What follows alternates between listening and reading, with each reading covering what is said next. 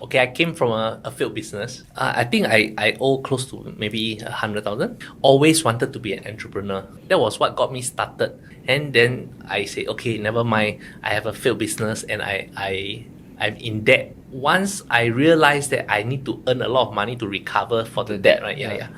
That's when I realized we have to do sales. I'm always a person who feel like I'm very keen to learn, but I don't like to study.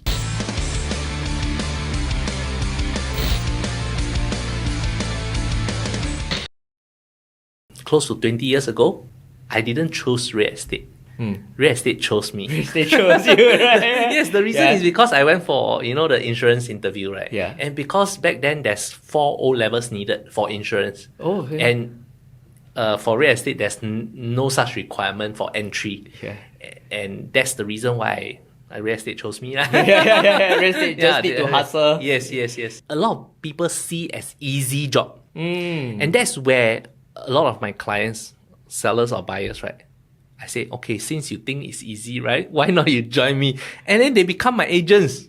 Your buyers and sellers become my agents. They see because you've been in the trade so long, it looks easy, and then they decide to join your team. Yes.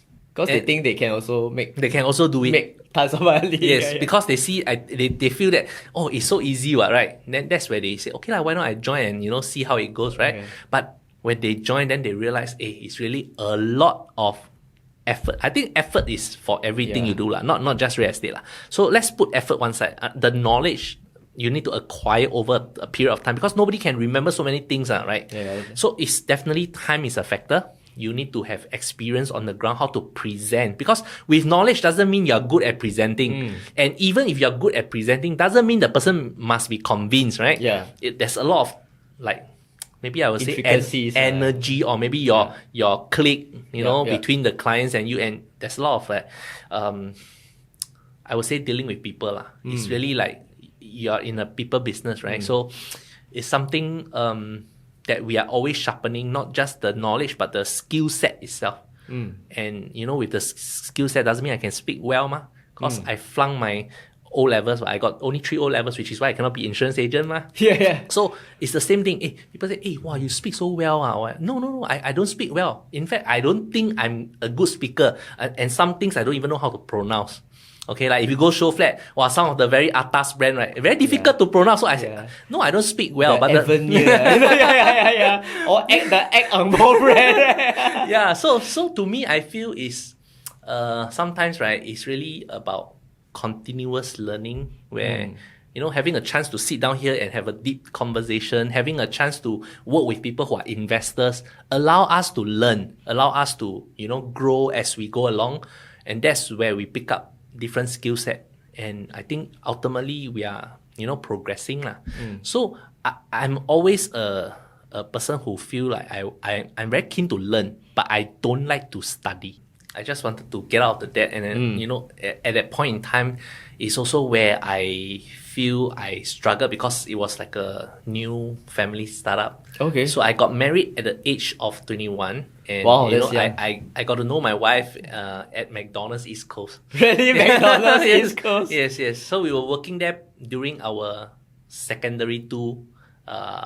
When we are doing like part-time and so on, just to earn some extra bucks to buy stuff that we want, So I think that's something that I find interesting because we were knowing each other like for 7 years already. Then I went to NS at the age of 18, and after ORD, right, I said, okay, fine, I want to settle down, I want to start a family and just focus to work hard. Yeah, so that's how I started. So very practical concerns. Having to provide for your family and then work hard. So at the point where you were at your so-called the rock bottom moment when you had the debt that you wanted to clear, right? What made you think that you could work in real estate to recover that debt despite being new in the industry? Because even though a lot of people perceive real estate to be very lucrative, right? It is no secret that actually maybe the top 20% of the agents actually earn what we call a good income. Yes, in fact, back in the days, I can really recall the price of the HDB because I was started off doing HDB. I remember the cost of a HDB, right, is only around, for a 3-room, right, it's only about 120,000. Wow. And then for a 4-room, maybe 150 to 160,000. And then for the 5-room, maybe 180 to 190,000. So super. Why can't we have that price? no, but you see the fact I'm putting across is that 20 years ago, right, even when I'm starting off, right, I really know nuts about real estate. I can tell you the truth. I know nuts. I'm literally, when I'm in the trade, right, I still know nuts. Really not, because we are not taught. Yeah, there's no proper there's training scheme. First, there's no proper training, right? Yeah. And then there's no proper guidance. And also, there's lack of transparency. If you can recall, 20 years ago, it's like really cowboy town. Yeah, cowboy town, right? There's no ABSD, no taxes. Really bo zeng hu one, you know? Yeah. So to me, I feel it's something very interesting because we learn from School of Hard Knocks, like, you know, Abeng Flyer, like all these things. So a lot of people don't know what is Abeng Flyers today. Then, you know, you can like go and, you know, farm and, you know, stick at the lift lobby landing. Nowadays, all these are regulated. Yeah. So we can't do all this anymore. Yeah. But I would say the matchmaking part about, you know, buyer and seller, and we come as a middleman to match them, right? And the sourcing and the, you know, whatever searches we do, I think it has evolved a lot. So agents who are able to, you know, survive 20 years, or I wouldn't say 20 years because that's my length, right? I would say maybe even 5 years would have gone through a lot. Yeah. So that's the point where you know that this person is here to stay. Yeah. It's for long term. Long term, right? Yeah. Last time we have like a bunch of us coming in, right? You know, when you want to be agents, you don't need to take exam. Last time, okay? So we have a batch of agents, right? Like listen to the seminar, the next day we are agent already.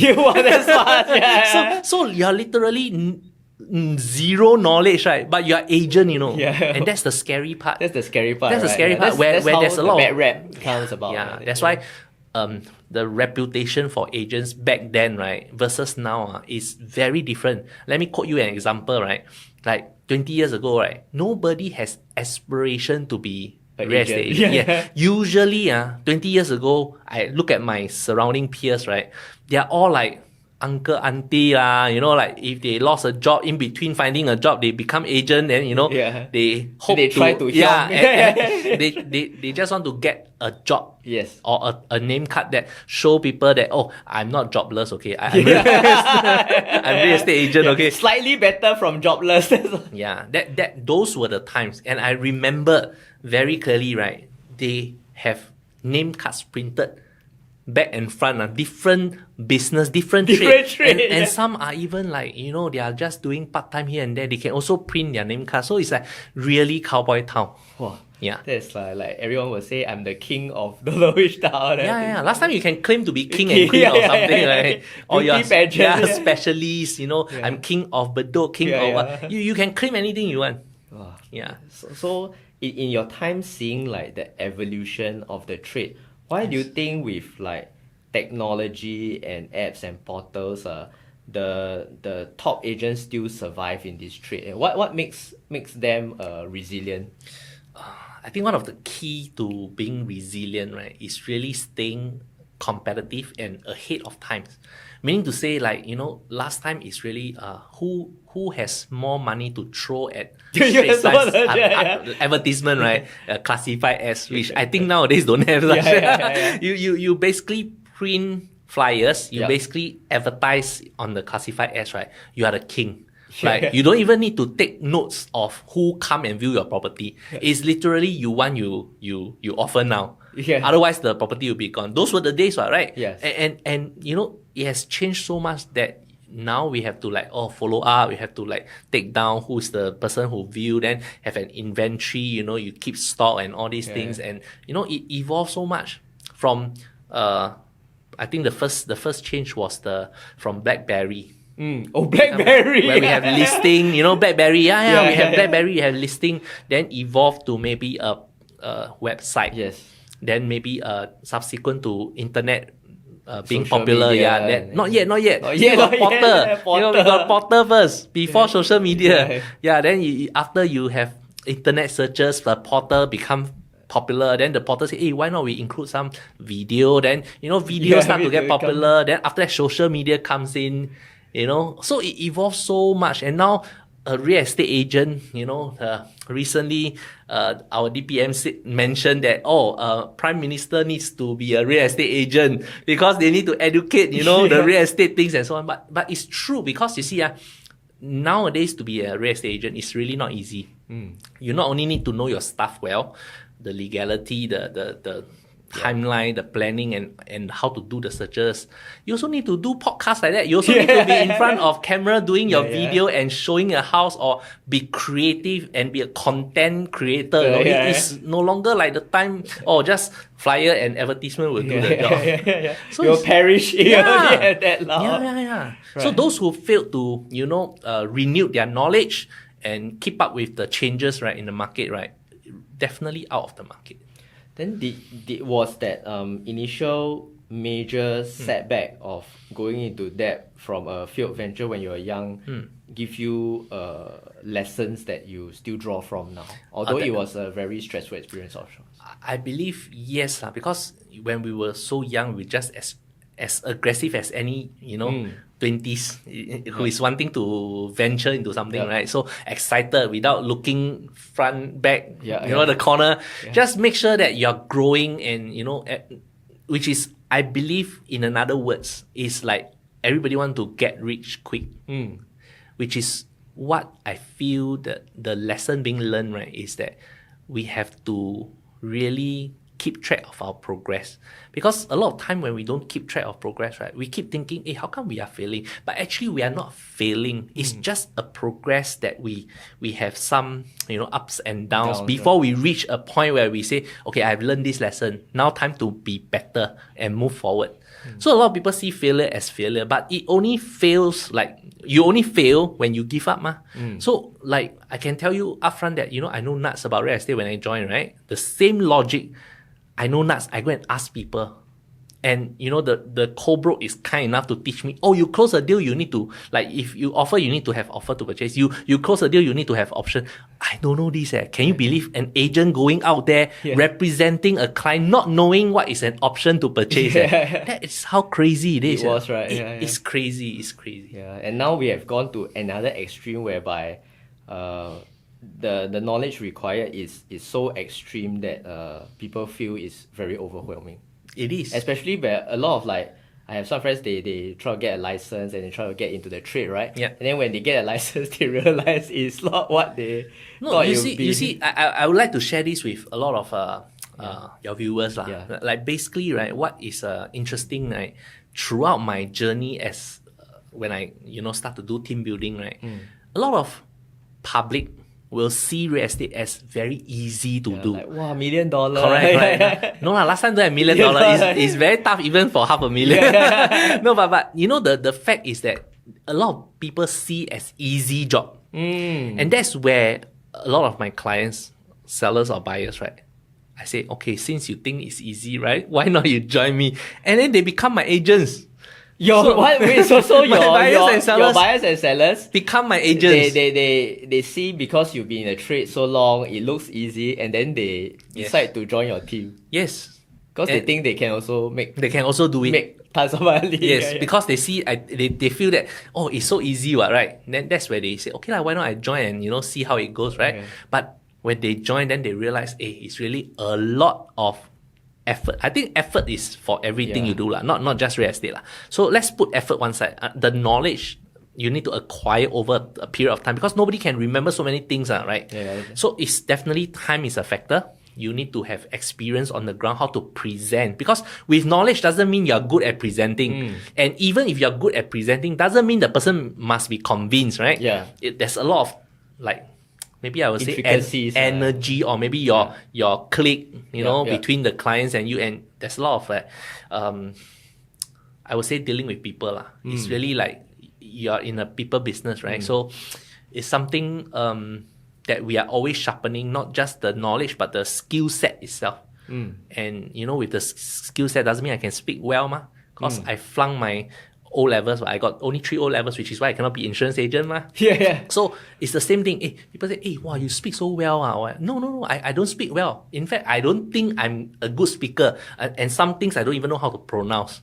Okay, like if you go show flat, some of the very atas brand, right? Very difficult to pronounce. So I said, no, I don't speak well. But yeah. Or the egg ang mo brand. Yeah, so to me, I feel is sometimes, right, it's really about continuous learning where having a chance to sit down here and have a deep conversation, having a chance to work with people who are investors, allow us to learn, allow us to grow as we go along, and that's where we pick up different skill set, and I think ultimately we are progressing So I'm always a person who feel like I'm very keen to learn, but I don't like to study. Oh, you're keen to learn. So there's an interesting distinction here, right? Yes. Why would you make a comment that you're keen to learn but you don't like to study? What do you think is the difference between these two? Okay, so let's just say this podcast. Okay, I'm keen to learn how to do a podcast like that in this scale. Okay, but I'm not keen if you put a book here and I say, okay, you read this, you know how to do a podcast. I'm not keen. I like to learn how you operate this and how you do a podcast and how does it make it interesting, your storyboard or the questions you ask or what's there, the behind the scene where you can't just read. Yeah, so you're more interested in the applicable execution of knowledge. Yes. Yes. And I think that there's no other trade as hard as sales, although sales always gets a very bad rap, right? Yeah. Where do you see the role of the real estate person when you represent a client, let's say a seller in such a competitive market? I think the answer is, are you able to say no to the client? Because a lot of times where, the old saying, the client is always right, is only good for building rapport or if you only have a product to sell. But we don't see ourselves as a salesperson. We don't see ourselves as a product seller. Like today, if you don't buy from me, I'm fine. But the thing is, if you don't buy from me and I can win your heart and trust, you eventually buy something from me, or eventually you sell something for my service. Because so they're comfortable. They're comfortable. And I think the key is how you treat not only the person, but to share information in a very open manner where there's a lot of transparency and you are able to update them in terms of what is happening in the market, and if they do this, what's the consequences. Sometimes we have like a presentation and after that I tell the client don't do what they are intending to do. Like even if they engage me to sell, I may end up telling them, hey, you don't have to sell because it's not good for you, based on their affordability, based on whatever intention they have. So we also look at the ultimate objective of the client versus what they want to do, and not just for that particular business itself. And when we are able to say no, you realize the client actually have a lot more to offer. They can even give you a lot of referral. They can even come back to you and ask you non-real estate related questions, or even if they have children who are able to take action, they will come back to you and ask you questions. So it's the kind of I would say, when you're just hard up for a sale, right? When you're desperate, right? I can understand, people just want to sell you something, but you realize it's not the long-term plan for this business model. Yeah, it's always about people and the interest for them to be better. If today you hand over your personal portfolio for me to help you get rich or help you grow your wealth, it becomes my duty and responsibility, instead of just closing a deal, what is the highest comm, available, I quickly recommend and bring you, but it doesn't justify because it doesn't help you reach your goal. So we need to analyze all this, right, and make sense to the client we are serving. So ultimately it's about winning the trust. Because why are we doing so much content today? Ultimately, same logic. You are wanting to win the trust of whoever is viewing. They are wanting the authenticity. They want to see how you perform as a person, and not just as a salesperson, but as a person, how you do things. They want to look at the overall thing. Overall feel, right? Yes. And what is it about human relationships and human nature that makes the real estate trade such a interesting thing? Because on one hand you have very high stakes, money, dollars and cents. Then on the other hand, real estate is also a very emotional thing, because it's a place where people stay. And then how what are some of your thoughts regarding I think this situation? Okay, you see, everybody comes into the trade like, how I enter the trade, right? Is for money. Yep. But if you operate the business for money purpose, you realize you will lose a lot more.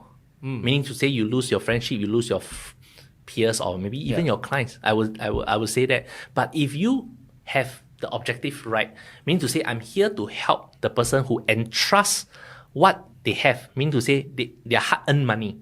What can I do to help them achieve based on the objective they have planned? Or maybe even they didn't see how they are going, but they just have an initial thought. How do we plant that thoughts to become helping them to grow their wealth eventually, right? It is something that I think we are here to make a difference. And I dare say with one of my, I would say my whole real estate career, right, one of the most memorable experience, right, is that when we have a presentation with a client, right, and the client so angry and emotional, right, that whatever we say is no longer making sense. He's so agitated. He's so angry, right? And he's angry not because of what we say or what we do, right? But he's angry because we presented him the facts of a negative sale. And he's angry that he has his life savings, right, gone down the drain with a negative sale. He cannot accept that his CPF money is zero, and after selling, he cannot retrieve back the money. He's so angry, right? At that point, he chased us out of his house. Really? Yes. Yeah. And that was the most memorable experience, right? Because he is really like wanting to, because you presented the facts. We presented the facts, but his situation. Yes. And after we left, okay, he's still very agitated. So after the whole situation is, like maybe after 1 week or so, right? And he called and apologized. And, we just go back to his house to present once again about how we can help him. I think after that, he cooled down and he realized that what we share is the truth. And we are not like just saying for the sake of making him want to sell. And he started to analyze and he realized that we are able to help him. And we also haven't suggested, because he's already so agitated, right? We haven't even suggested what he can do next. And that's how we go back and revisit his case, right? How we can assist him moving forward. And I think after a few years, right, he successfully turned around. With the Singapore property market maturing, do you see the negative sales situation happening more especially for older HDB flats? So let's put it into perspective, right? The situation is that first of all, right, when you buy and sell a house, even if you make money, it doesn't mean you will be it will be having a so-called sales proceed. Because eventually, if you use a lot of CPF, you may end up with a negative sales situation. Okay. So a lot of people don't realize this, and there's not enough education on this CPF usage with accrued interest to the public. Even today. And I'm not surprised, even today, there are people who are having negative sale. But because we are at the so-called at the trending upwards, and HDB right now is at an all-time high. All-time high? Yes, all-time high in terms of index. So obviously, you rarely face this situation. But because it is a very controlled environment for HDB, because there's a lot of rules and regulations, right? It is only a matter of time that this trend may come down. So you're saying that the trend of $1.3 million HDB flats is not going to persist to reach 2 million one day? It will eventually. But whether or not there will be difference in terms of the regulation, we do not know. For example, let me give you an example. If the property becomes 2 million, there might be a possibility that the government say, okay, the HDB is no longer 99 years, it could be 60 years, so I can price it at a very cheaper. 60 years HDB? Yeah, why not? Really? I mean, anything can change because all these are regulations. In fact, I have more than 10 ways to change the whole situation. So just like how the Prime Minister say they need to be real estate agent, right? I think there's a lot of things that we have in terms of experience, right? That when we share, we can actually tweak the market in a way, right, with regulation changes, right, it's very easy to make it affordable. And having a lower tenure is definitely one of the method. Wow, so you're saying there could be a situation maybe decades or 10, 15 years from now where we'll have a scenario whereby instead of a 99-year lease, we'll have a shorter tenure lease. Yes. And why do you think the government might do something like that? What's the purpose? The same logic, because they want to make it affordable. So when they sell it affordable with lower tenure, developer can buy lower, which translate to lower end user cost.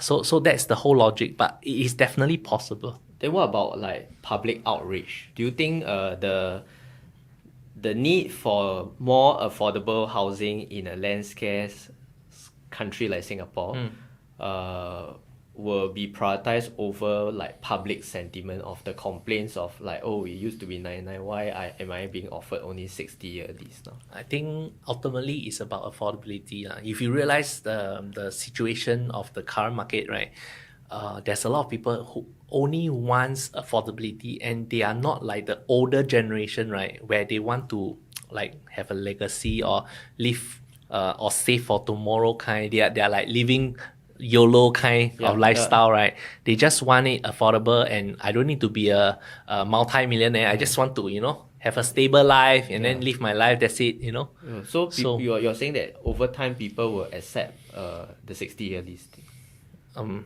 Maybe not. There's a possibility. I mean, we have 60 years lease properties. It's not that we don't have. We already have.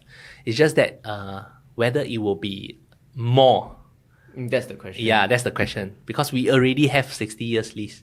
And speaking of 60-year lease properties, it seems that now there's a lot of news of like people, for example, from China coming to Singapore to buy, right? Yes. And could it be said that because in their country they have 60-year lease, so they feel they're getting a bargain on the 99-year Okay, so lease? this is one of the key topics that I think we would like to highlight. So you see, when you are really, really wealthy and money is no longer an issue to you, right? What is the first thing that comes to your mind?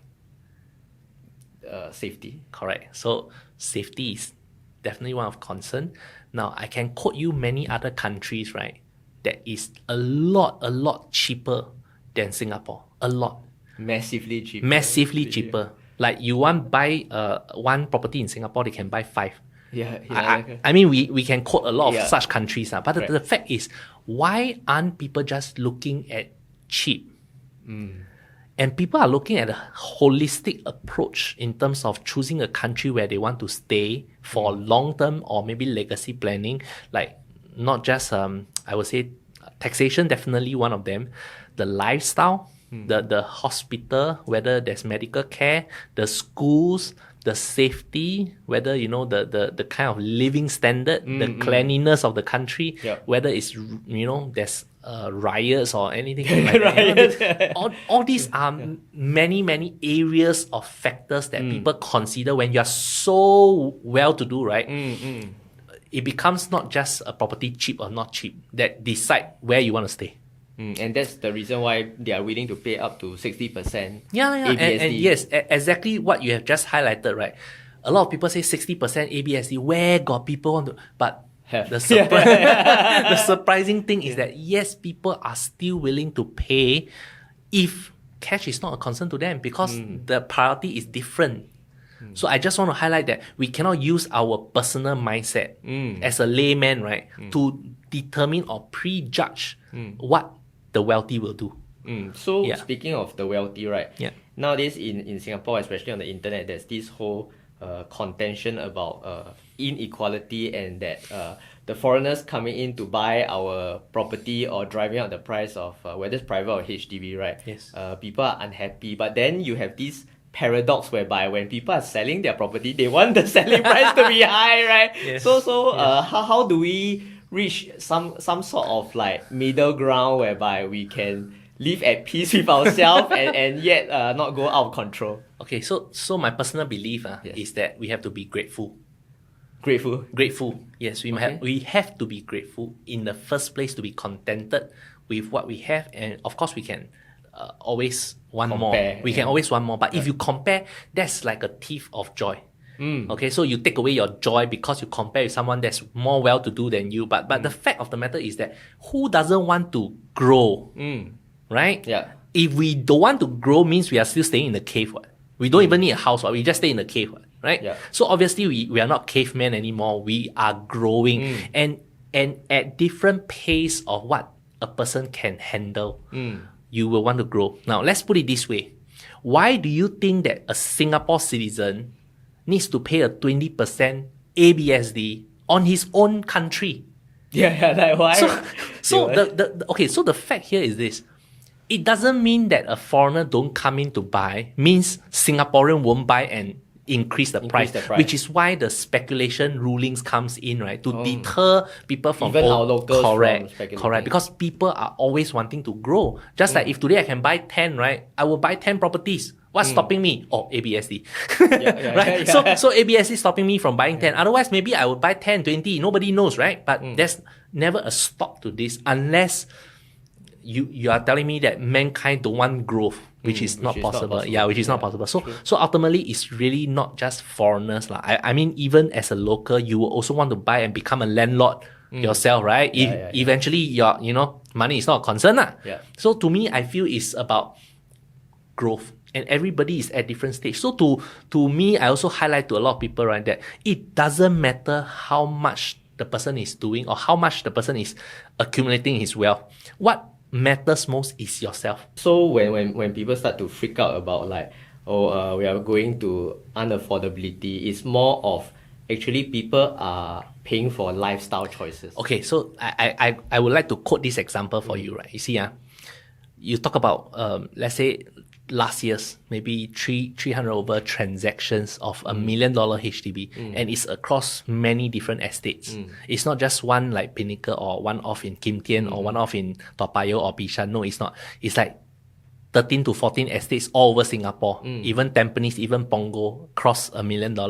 So what I'm saying here is, very simply to put it right, we have about 1 million over houses of HDB. They call it house dwelling units.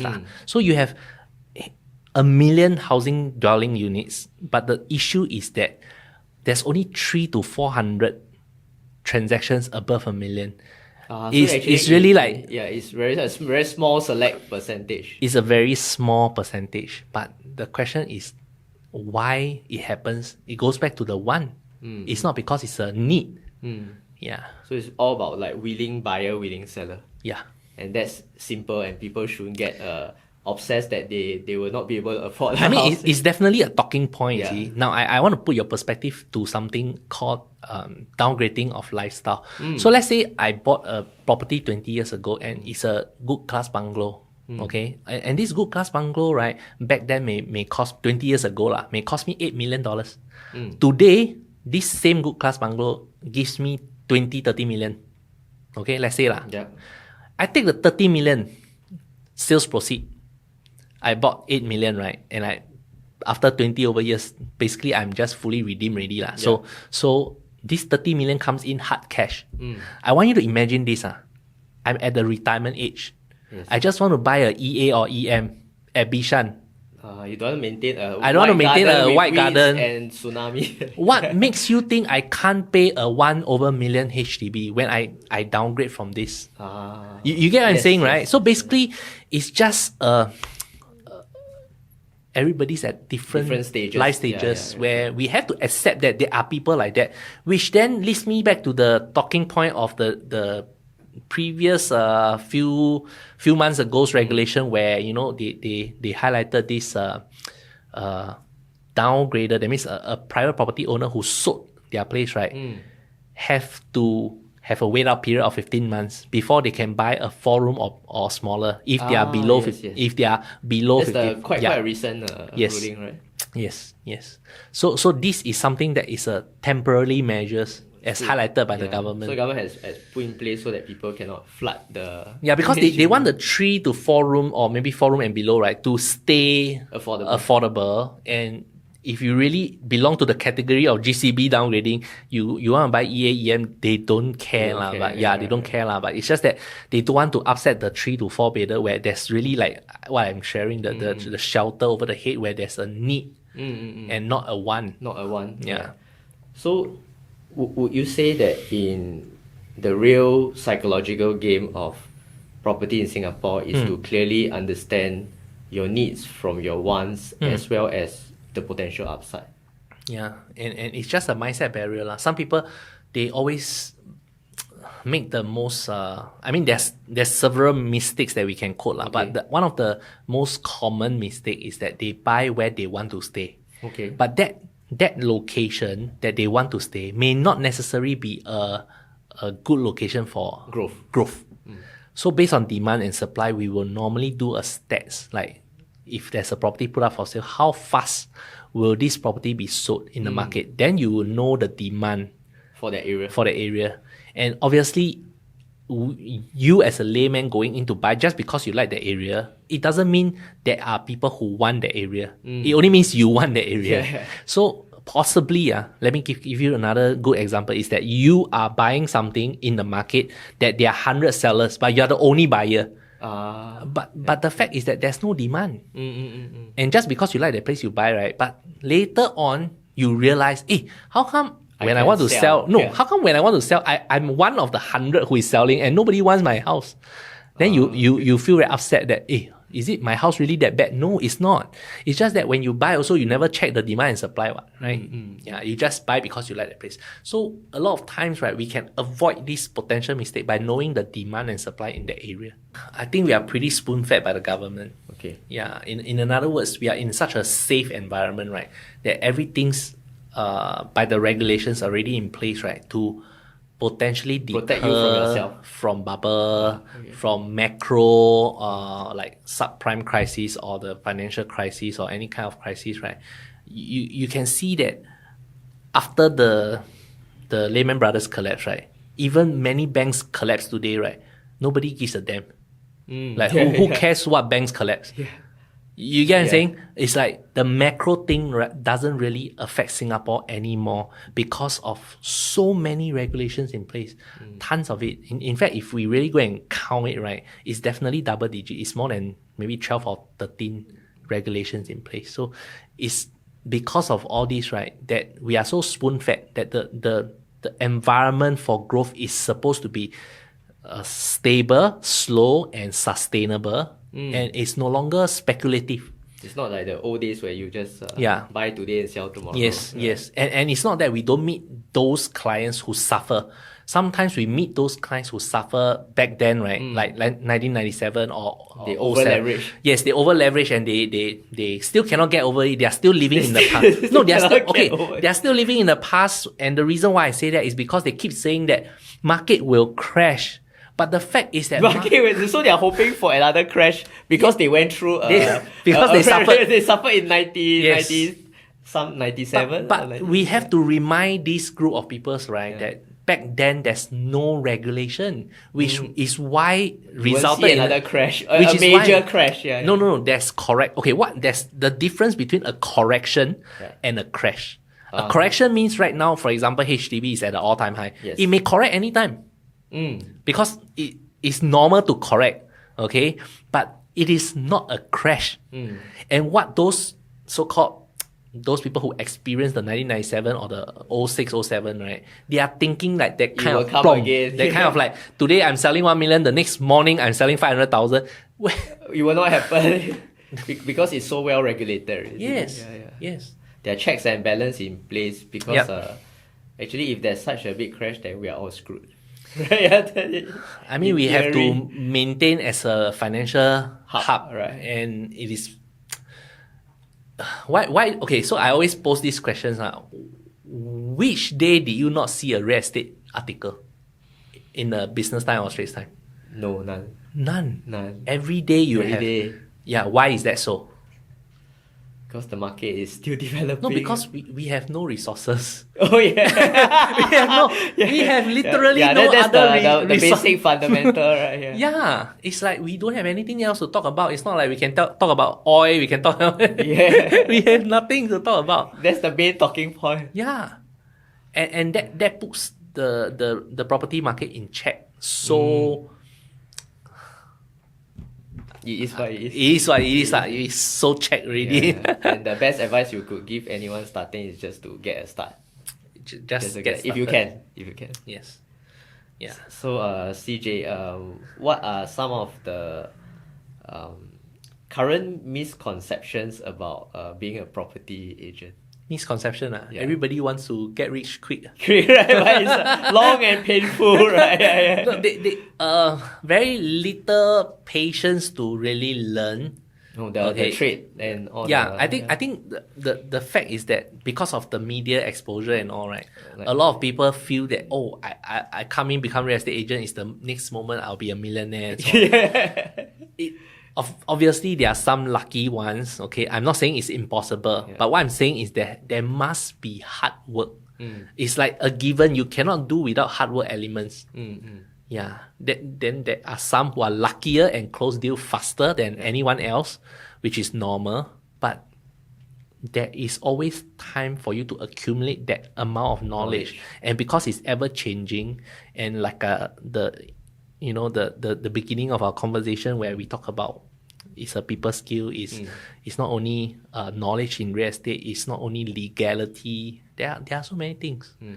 How you market yourself, how you do your podcast, how you do your video, how you do your marketing, how you sell the house, how you talk to people and make them trust you, etc., etc. There are so many things. So many factors, right? So many. And if you have any final words of wisdom, what will you tell everyone in Singapore regarding real estate? I mean, Singapore, back to the topic of being regulated, I think one thing that we should be grateful of the government, what they are doing for us, is that it is so regulated that it is almost unlikely that you will see a crash. A major. You will see correction. You will see correction for sure. But you won't see a crash. It is very unlikely you can see a crash.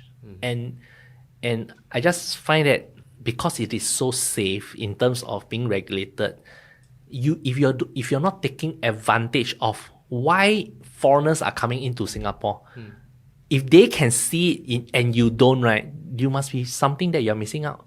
And why are they seeing so many factors of good things about buying in Singapore, where we as Singapore, when we don't buy with 60% ABSD, right, as a first home, right, why are we not taking advantage of that? So it's something that is you're just losing out if you're not taking advantage of what we stand for. Yeah. And many people nowadays, I think the talking point is some people, when they start working, they want to buy, but because they are not married, they can't buy.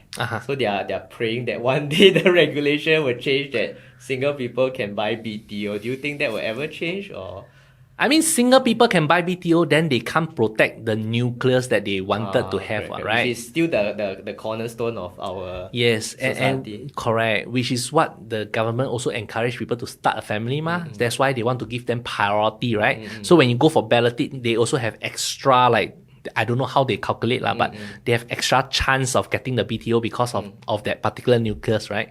So obviously, that's what the government's encouraging the population to do, Yeah. So that we don't become like Japan. I mean, I mean, our replacement rate currently cannot. You have three houses in ghost towns or something like that, right? Yeah. I mean, because Japan is huge. It's a different comparison, because just by the Tokyo itself, right? Yeah. I would say if you are just talking about Tokyo, we are pretty similar in that context, that it is very city-like. Very developed. Very city-like. But when you go out of Tokyo, right, it is totally different already. Yeah. And aging population happens in the other parts of Japan. But in Tokyo, because it's a city, right, there's a young workforce. There are people there for study. There are people there for, work.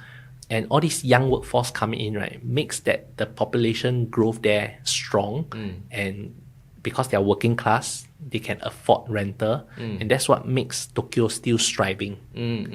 Yeah, so I mean, comparing that to Singapore, in terms of property price, I still feel there's no apple-to-apple comparison because in Japan it's all freehold firstly, so there's no leasehold. But the condo in Singapore got a lot more land where they can allocate for facilities, right? But in Japan they are all like apartments. There's no you get a parking lot of a bicycle is considered very good already. You're blessed. You're blessed already. It's not some places don't even have bicycle parking lot. Wow. So yeah. So you have to buy the foldy. You don't have parking lots, ma. So again, go back to the theory of the land scarce. Land scarce. Yeah. So yeah. So do you think we'll ever reach a stage whereby developers will sell property in Singapore without car park lots? Possibly, right? Possibly. I mean, right? apartments, right? Yeah. And also because once we reach that stage where vehicles are so expensive, right? Yeah. I believe, right, there will be a shrink in terms of car park lots. I mean, what's the point of building so many lots when there's nobody driving, right? Yeah, so it's definitely a possibility. Yeah. Okay, CJ, that has been very educational and helpful. Thanks for the invitation. And we hope that everyone has the opportunity to start on your own property journey, and it doesn't matter how late you start as long as you get started. Yep. Right? Yep. And thanks for watching yet another episode of the Singaplex After Office Hours podcast. Till next time. Bye. Bye.